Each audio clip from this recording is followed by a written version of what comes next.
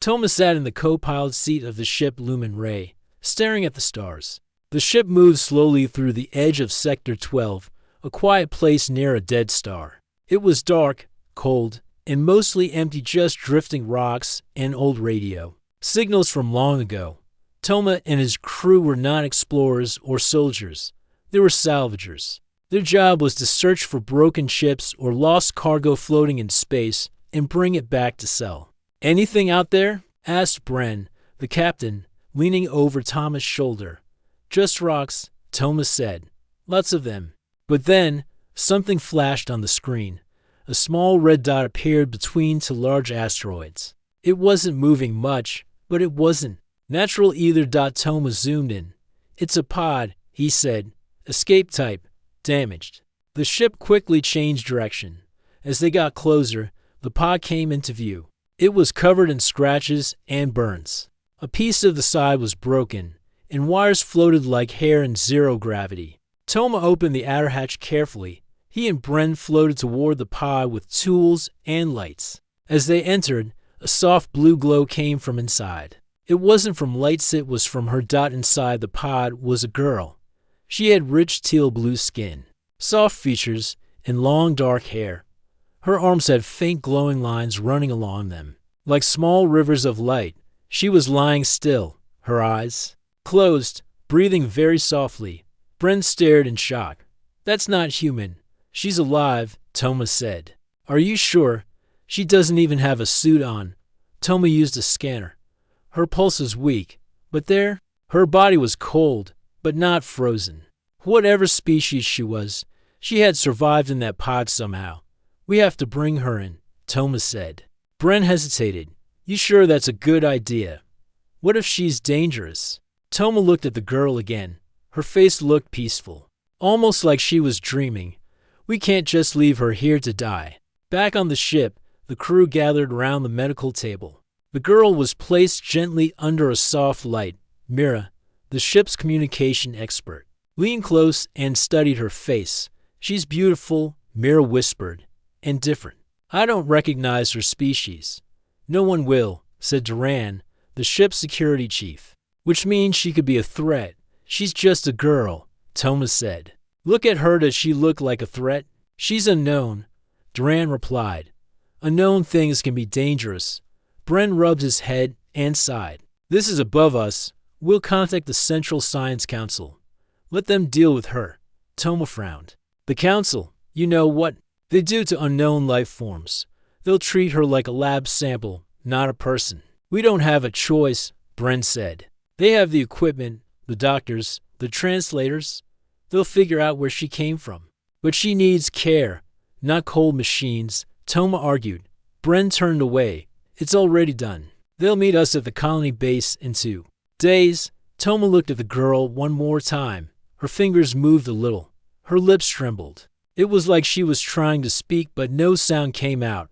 That night, Toma couldn't sleep. He sat alone in the medbay, watching the monitor above her bed.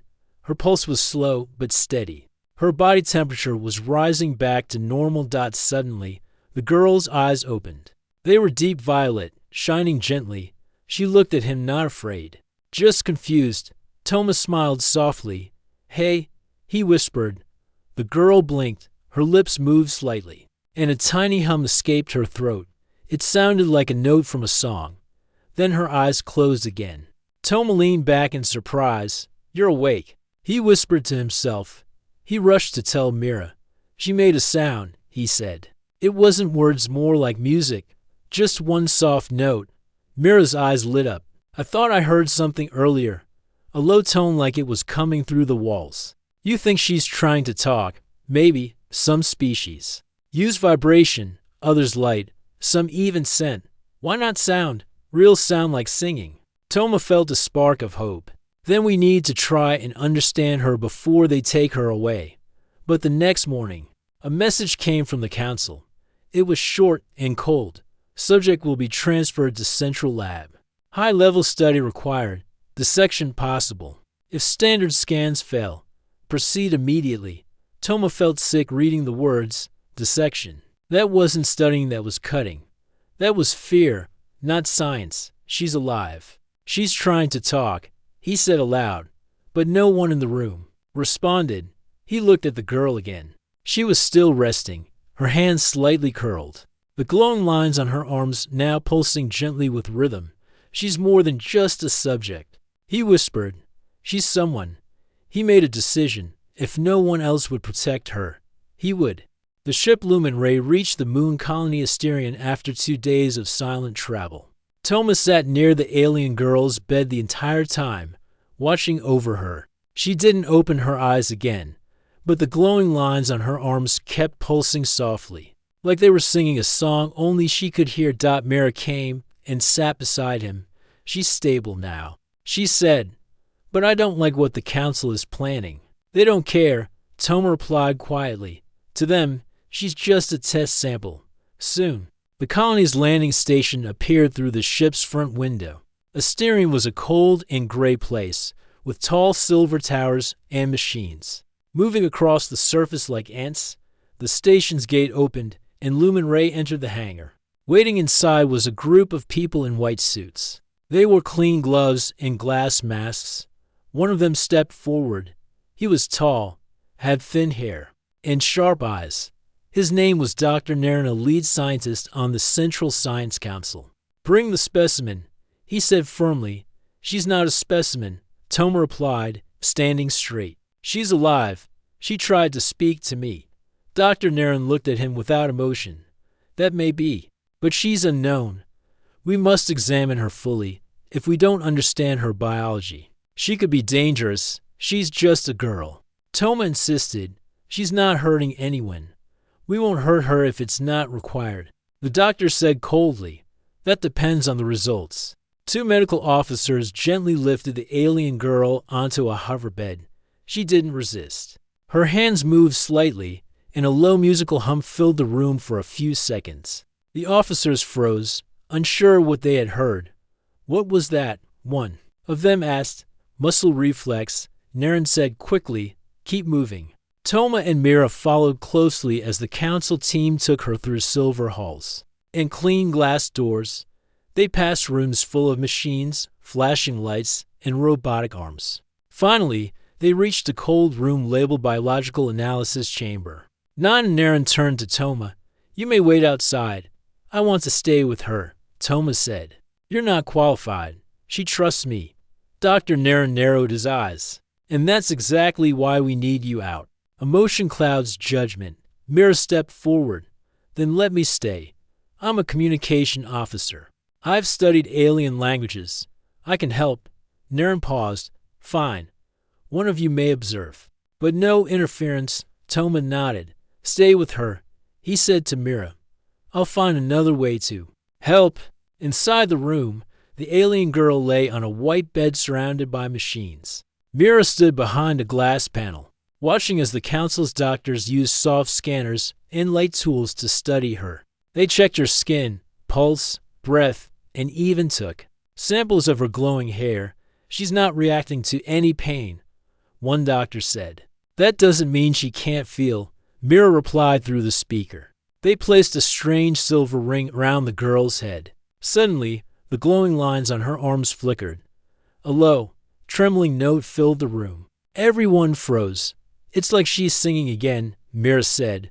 She's reacting to the scanner. Another doctor said, or she's afraid, Mira whispered. Back outside, Toma used his access card to enter a small control room. He sat down and opened a message to someone he hadn't contacted in years. 2. Captain Wren retired message. I need a safe place, and I need it fast, for someone important. Tomai clicked send. Just then, a council assistant entered the control room holding a report. She didn't notice Toma sitting in the corner. They've started preparing the dissection list, she said into her communicator. Dr. Naren approved it. Scans aren't giving enough detail. She'll be open by morning. Toma froze. He stood up quietly and walked out before she noticed him. His hands shook with anger and fear. Back in the lab, Mira argued with the doctors. You can't do this, she said. She's peaceful. She's trying to communicate. We've tried everything. Her cells don't match anything in our database, Naren replied. We need to go deeper. She's alive. She's property now, he said coldly, found in council space. That makes her subject to science law. Mira stared at him in disbelief. She's not an object. She's someone. Just then, the girl opened her eyes again. Her gaze met Mira's through the glass. Mira pressed her hand to the window. The girl raised her hand slightly too. A warm tone filled the room for just a moment. I think she understands me, Mira whispered. Toma turned and pulled Mira aside. They're going to cut her open tomorrow. He said in a low voice, We can't let that happen. Mira looked shaken. What do we do? I contacted someone. An old friend. He can hide us. But we have to get her out tonight. Mira nodded. Then let's do it. That night, the lights in the lab dimmed to night mode. Most of the council staff had gone to rest. Toma used a security code he copied earlier and opened the lab doors. Mira guided the hoverbed quietly through the halls. Alarms didn't ring. No one followed. As they reached the shuttle bay, they heard voices behind them. Stop right there, shouted a guard. Toma turned and held up a hand. Wait, don't hurt her. But Mira hit the emergency launch button. The shuttle's doors closed, and the ship lifted into the sky just in time. Inside the shuttle, the alien girl opened her eyes. Again, she looked at Mira and Toma. A small smile formed on her lips. Then, softly, she began to hum a new tune neither of them had heard before. It was slow, calm, and beautiful. Toma sat beside her and smiled back. We're not going to let them hurt you, I promise. And with that, the shuttle vanished into the stars, carrying them toward the unknown. The small shuttle moved quietly through space, leaving the moon colony far behind. Inside, the air was still, except for the soft sound of the ship's engine and the slow breathing of the alien girl. Alari, Toma sat near her, watching her closely. Her glowing arms were calm now, and her eyes were closed, but her face looked peaceful. Mira sat at the control panel. Her fingers moved quickly across the buttons as she checked the shuttle's course. We're heading toward Erlix, she said. It's a small moon outside the council's radar. My uncle told me it's still safe for old crews and people who don't want to be found. Toma nodded. Good. We need time to understand her, and time to protect her. Alari stirred a little and made a soft humming sound, like a tiny song in her sleep. Mira smiled. It's beautiful. Even her breathing sounds like music. Do you think she's really singing? Toma asked. I think so, Mira said. It's like her voice is a part of her thoughts. Toma looked at the stars outside. She's not just different. She's something special. I don't know how, but I feel it. Suddenly, a red light blinked on the screen. Mira's face turned serious. They're tracking us. Already? Maybe they planted a tag on the shuttle. Or maybe they just guessed. Toma stood. Can we lose them? I'll try. Mira pulled the ship into a dark cloud of space dust and turned off the main lights. The shuttle blended into the background. We'll glide for a while, quiet and slow. If we're lucky, they'll pass by. The two waited in silence. Alari made another soft sound, a low tone that echoed gently through the cabin. It was almost like a warning. She knows they're coming, Toma said. Maybe she can feel them. Mira whispered. After a few long minutes, the signal disappeared. The red light faded. They're gone, Mira said, at least for now. The shuttle continued slowly toward Erlix. Hours passed. Toma and Mira took turns watching over Alari. During the quiet time, Mira connected her translator to a speaker. I've been working on something, she told Toma. I recorded the sounds Alari made. I ran them through a filter, and I found patterns, like a language. Not like ours, but more like music. You think she's talking in songs? Maybe not full songs, but pieces, tones. Each one feels emotional, happy, sad, calm, fear. Toma leaned closer to the translator. Can we understand it? I think so. We just need more time. Soon, the shuttle arrived near Erlix from space. It looked quiet and green, with soft blue rivers and small mountains. It was nothing like the great colony they had left behind. It looked peaceful. This place is called Hollow Nest, Mira said. My uncle stayed here after retiring from the fleet. There are others here too, people who don't like the council watching them. Toma smiled. Sounds like our kind of place. They landed the shuttle near a small outpost built into a hillside. Lights flickered on, and a tall man with gray hair and a thick coat stepped out. Mira ran up and hugged him. Uncle Var, she said. Thank you for answering. I got your message. He said, looking at the shuttle. Who's the guest? She's not from here, Toma said. She needs help. Uncle Var looked into the ship and saw Alari resting. His eyes widened. She's not human. No, Mira said. But she's alive, and she's kind. We're not here to start trouble, we're here to protect her. Var nodded slowly. All right, bring her in. But be careful. Not everyone here is friendly. They moved Alari into a small warm room inside the outpost. She was placed on a soft bed near a window. Toma sat beside her, and Mira began connecting the translator again. Var handed Toma a drink and sat beside him.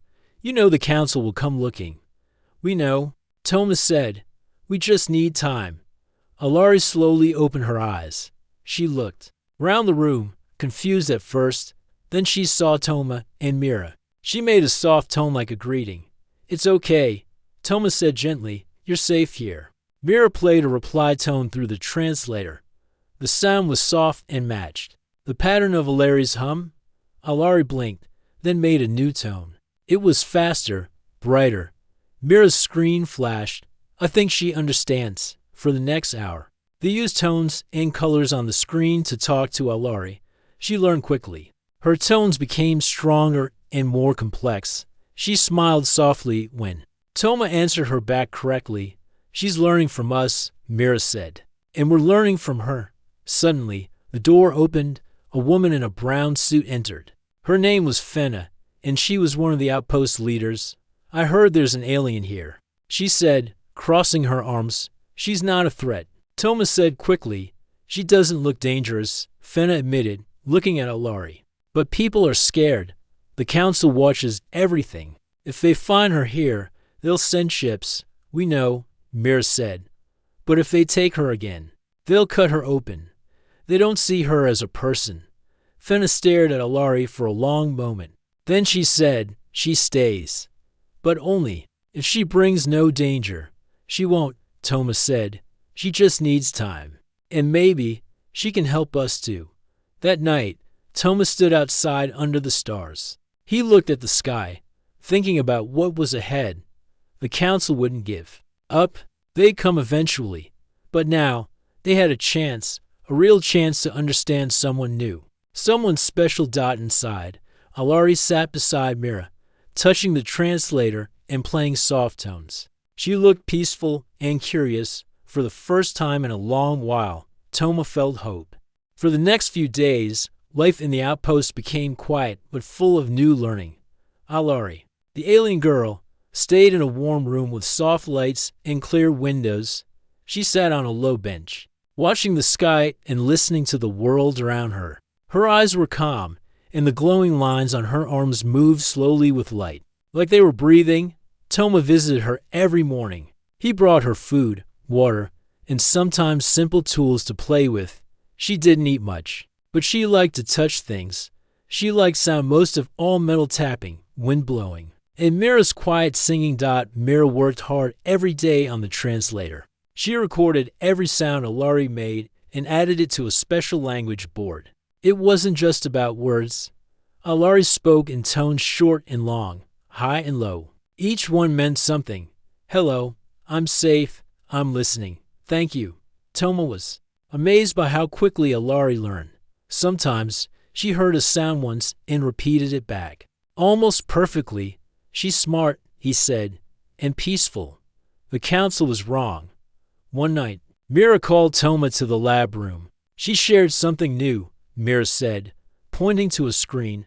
She made this pattern and sound. I think it's a memory. The screen showed a wave of musical notes, slow at first, then rising like a song. When they played it, Alari closed her eyes and placed her hand on her chest. She sang along gently, her voice soft and full of feeling. What is it? Toma asked. I think it's where she came from. Mira said. They added pictures to the sounds, colors, shapes, lines, stars. Together, they build a story. Alari was from a faraway system called Velith, a bright cluster of stars near the edge of mapped space. Her people lived on peaceful planets, full of light, music, and nature. They were called the Songseers, a name that meant those who feel through sound. They didn't speak like us, Mira explained. They shared thoughts through tones, emotions through harmonies. It was their way of life. Toma looked at Alari. And now she's the only one here. Alari touched the translator and hummed a slow, sad note. Mira typed a new word on the screen. Alone. Toma sat beside her. You're not alone anymore. Alari looked at him and gave a soft, rising tone. Mira translated it as, safe with you. That evening, word began to spread through the outpost. People were talking about the girl who sang instead of spoke. Some were curious, some worried, and a few didn't trust her at all. Fenna, the outpost leader, called for a small meeting. She's not causing harm, Fenna said, but the council will still come, and we need to decide if we'll hide her or give her up. Toma stood. She's not dangerous. She's peaceful. She comes from a people who use music to share love and thought. If we protect her, we protect something beautiful. She's not human, someone said. But she's still someone, Mira answered. She feels pain, joy, and fear just like us. We learned that from her. Fenna looked around the room. We'll vote tomorrow. Later that night, Toma sat with Alari in the quiet garden near the hill. The sky above was full of stars, and Alari pointed to a small cluster far away. Velith, Toma asked. Alari nodded. Then she hummed a soft tune. It was slow and deep, filled with sadness. The translator flashed a new word. Lost. You're not lost anymore, Toma said. You found us? Alari smiled gently. Suddenly, the garden lights blinked. A message flashed on Mira's wrist device. Incoming signal. Large vessel detected. Unknown origin. High power. Toma stood quickly. Is it the council? Mira ran from the lab, out of breath. No, it's not the council. It's something else, and it's huge. Everyone in the outpost rushed outside. Above the sky, something massive floated in orbit. It didn't look like a human ship. It was black and smooth, with long curved shapes and glowing red marks. It's alien, Fenna said. Toma looked at Alari. She had frozen in place, her glowing lines flickered fast. Her breathing changed. Then she stepped forward and touched the air gently. She made a low humming sound of warning. What is it? Mira asked. Alari touched the translator. Two words flashed. They followed. Who followed? Toma asked. Alari's eyes turned sad. Then a new word came. Machine ones. Mira looked shocked. You mean the ones who attacked your people? Alari nodded. Suddenly, the alien ship in orbit sent out a soft pulse. It was not a weapon but a wave. The wave passed through the ground, through the people, and through the machines. Lights blinked. Screens went blank. Power dropped. They're disabling us, Fenna said, without even firing a shot. Toma looked at Alari. She stepped forward and made a clear, sharp sound, a note that echoed like a bell. The alien ship stopped. Everyone stared in silence. The giant ship didn't move. It just waited. She'd stop them. Someone whispered. She sang to them, Mira said. Alari turned to the group and made a long, slow sound like a song. The translator lit up. One line appeared on the screen. They did not forget.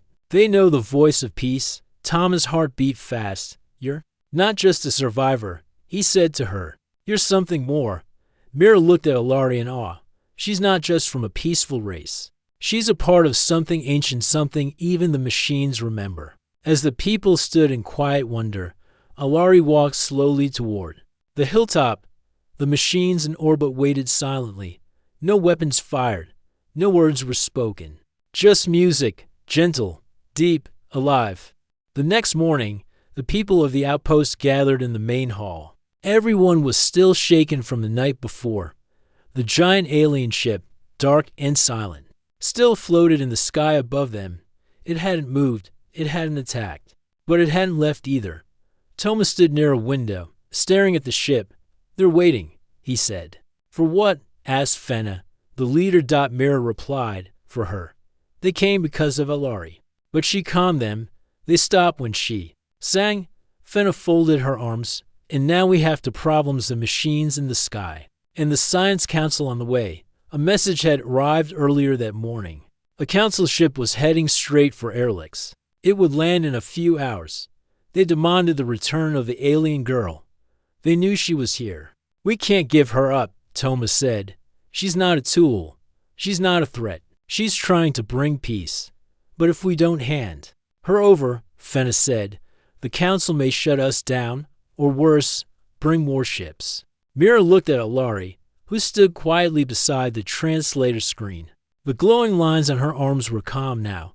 Her eyes moved slowly, watching everyone, as if she could feel what they were feeling. We need to let her speak, Mira said softly. Fenna frowned. She doesn't speak our words. No, Mira replied. But she speaks in tones and feelings. We've learned how to listen. With that, Mira walked over and switched on the outpost broadcast system. A small microphone connected to a speaker that could send sound to every part of the building and even to the sky. Alari. Mira said gently, Can you show them who you are? Alari looked unsure at first, but then she stepped forward. She touched the edge of the microphone and closed her eyes. A soft tone began to rise clear and deep. Like the sound of a breeze moving through tall trees, it filled the room slowly, reaching every corner. Then another note followed brighter, like the rising sun. The people listened, silent and still. It wasn't just music, it was a message. Through the tones, Alari shared a story. Mira translated as it played on the screen. My world was full of light and song. We lived in peace. We listened to the stars. But then, the machines came. The tone changed lower now, filled with sadness and fear. They did not speak. They took and broke. We sang to stop them long ago. It worked. They remembered our song. The tone rose again, hopeful. Now I am the last one who remembers. The song of peace is still inside me. I want to share it. When the music faded, the room stayed quiet for a long moment. Some people wiped tears from their eyes. Even Fenna said nothing. Just then, a loud sound echoed from outside. A large ship landed on the far side of the outpost. The doors opened, and soldiers stepped out, followed by white-suited scientists. Dr. Naren was among them. Thomas stood at the gate, waiting. We know you're hiding the alien. Naren said, Step aside. She has a name, Toma replied. Her name is Alari. She belongs to the council, Naren said firmly. She was found on a salvage ship under council law. She must be returned for study. Toma shook his head. She's not an object. She's a person. She speaks. She remembers. She's trying to save lives. She's an unknown biological. Naren said coldly, She may be connected to the alien vessel in orbit. This is a security risk. She calmed that ship, Mira said. Stepping beside Toma. They came because they followed her signal. But when she sang, they stopped. Fairy tales, Naren scoffed. Step aside, or we'll come in. Toma didn't move. We won't give her to you, he said calmly. We've listened to her. We've learned from her. Maybe you should, too. Behind them, Alari stepped into view. She looked straight at Naren. Her arms glowed gently, and she raised her hand. A single tone filled the air. It was strong, but not loud. It was full of peace, like a warm light in winter. Naren stared at her, confused. Then something strange happened. A light beam came down from the alien ship in the sky. It did not strike or attack. It simply connected with the outpost like a line of understanding. At the same time, Alari sang again. This time, the council's own instruments picked up the sound. A wave of emotion passed through the crowd. Calm, warmth, hope. She's connecting with them. Mira whispered. Fenna stepped forward. Dr. Naren, I don't think she's here to hurt anyone. I think she's here to teach us. For the first time, Naren hesitated. He looked around and saw the people were not afraid. They were listening to the girl. Even the council soldiers seemed unsure. Alari's song grew softer now, like a gentle promise. Mira walked over and showed Naren the screen. These are her memories, her home, her people, her story.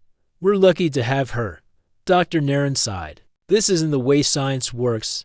Maybe it should be, Thomas said. Science should listen, not just cut. There was a long silence. Then Naren turned and said, we will report this to Central Council. For now, we wait. The council team stayed in their ship. The outpost remained peaceful. No one fought. No one shouted. Everyone just watched the sky and listened. That night, Alari sang once more. Not with fear but with joy. Her tone rose into the stars. And the ship above slowly turned and began to move away. It didn't attack. It didn't threaten. It just left. Thomas smiled. They heard her. Mira nodded. She's not just a visitor. She's the key. The skies above Erlex had been calm for 3 days. The strange alien ship that had followed Alari was now gone, moving quietly beyond the moon's reach. No one knew where it had gone. But its visit had changed everything. Inside the outpost, people now looked at Alari differently. They no longer saw her as just an alien girl.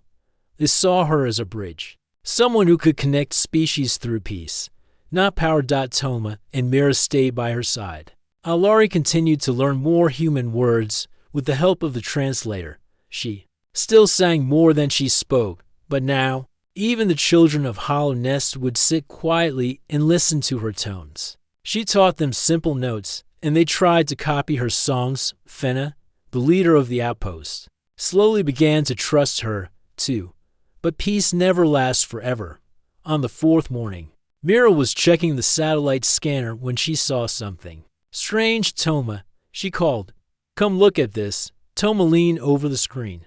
Dozens of small objects were moving in formation, fast, silent, headed directly toward Erlex. They're ships, Mira said. But they're not from the council. Toma's heart sank.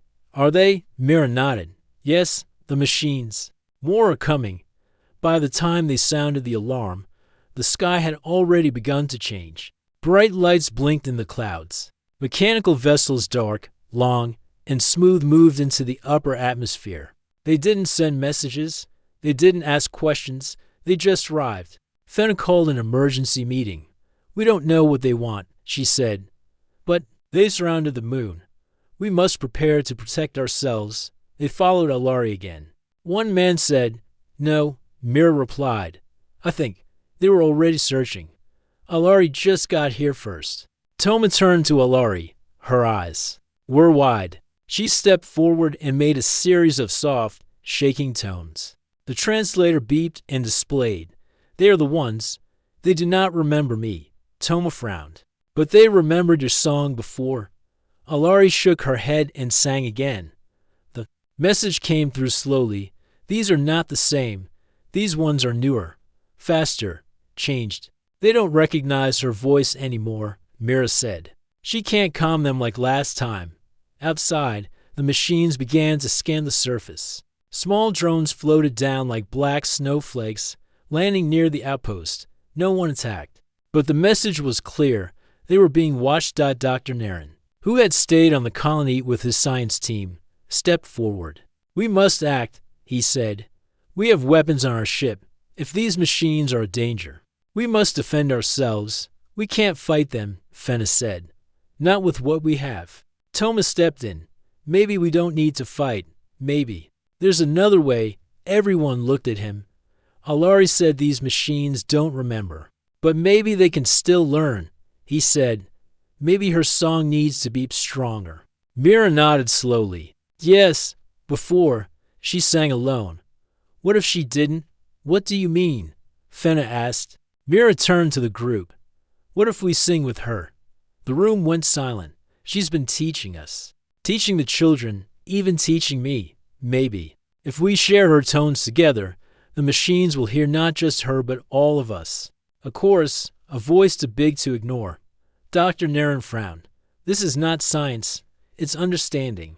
Toma said, and maybe our only chance. That evening, the people of Hollow Nest gathered outside on the hilltop. Alari stood in the center, her arms glowing gently in the dim light. Round her were humans young and old, nervous but ready. Mira handed out small tone makers simple instruments that could copy the sounds Alari used. We'll follow her lead, Mira said. One voice becomes many. Alari began to sing. It was a slow note, soft and deep. It rose like a wave. The humans joined one by one, repeating the tone. Some missed the pitch, others stumbled. But slowly, the sound became stronger, arising. Harmony filled the air. In the sky, the machine ships paused. Drones stopped in place. The second note followed, brighter, more hopeful. The people copied it again, and this time it echoed across the valley. It was not perfect, but it was real. Toma watched Alari. Her eyes were closed. Her hands moved with the music. The light on her arms danced to the rhythm. She was leading, not with fear, but with trust. Then came the third note, long and clear. Suddenly, one of the machine ships blinked. A red light faded to soft blue. The drone beside the outpost slowly lifted back into the air. They're listening, Mira whispered. They're responding. More people joined the song. Dr. Naren stood near the edge, watching in silence. Then, slowly, he picked up one of the tone makers. He played a note. It wasn't perfect, but it fit. Up in the sky, the machines began to change color. No weapons fired. No alarms sounded. The vessels turned slowly, their shapes adjusting like they were powering down. The air grew still. Alari opened her eyes and sang one final soft note. Then the translator displayed her words. They remember. The song lives again. Tears filled Toma's eyes. He had never seen anything like it. The machines had come ready for control, ready to take, but instead, they had been reached.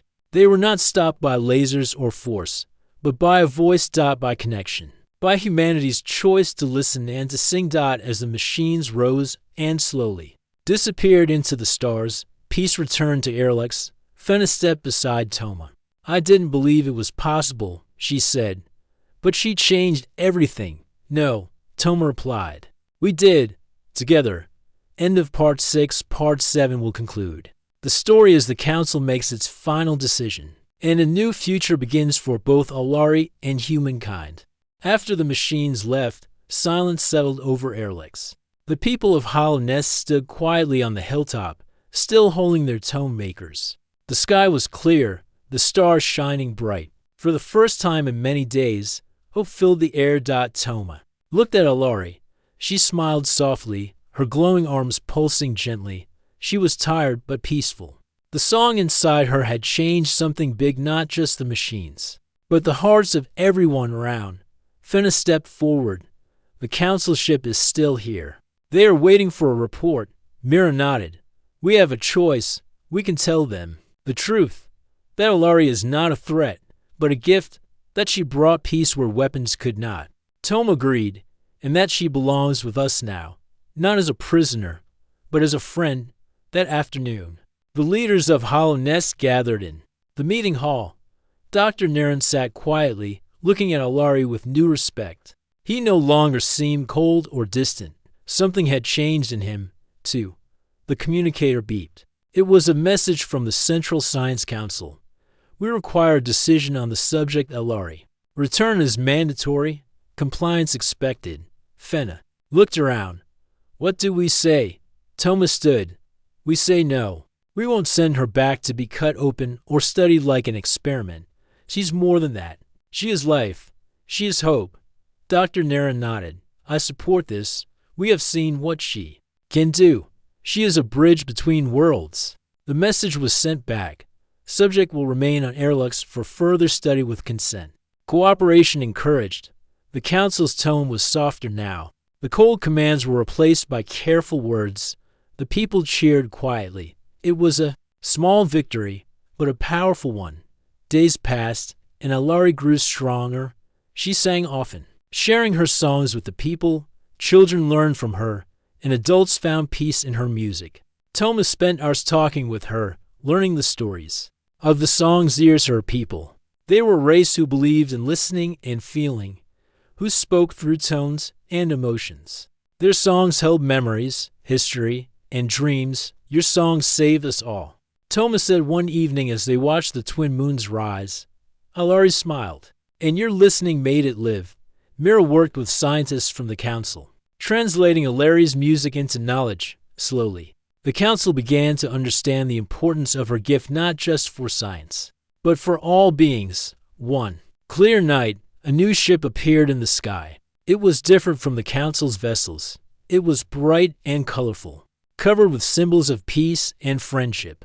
Alari stood beside Toma and Mira as the ship landed gently. From its doors came other songs ears to her people. They were alive, and well, they had come searching for her, guided by the song she sent through the stars. The reunion was quiet but joyful. Alari embraced her people, then turned to the humans who had protected her. "Thank you," she said softly, humming a new song, a melody of unity and new beginnings. Toma smiled, feeling the warmth of hope like never before. "Maybe," he said, "this is the start of a new chapter not just for Alari or the song's ears, but for all of us." Mira nodded. "A future where voices rise together, where music and peace lead the way." Fennel looked at the stars and said, "A new song for the stars." And so, under the twin moons of Erlex, two worlds began to sing together.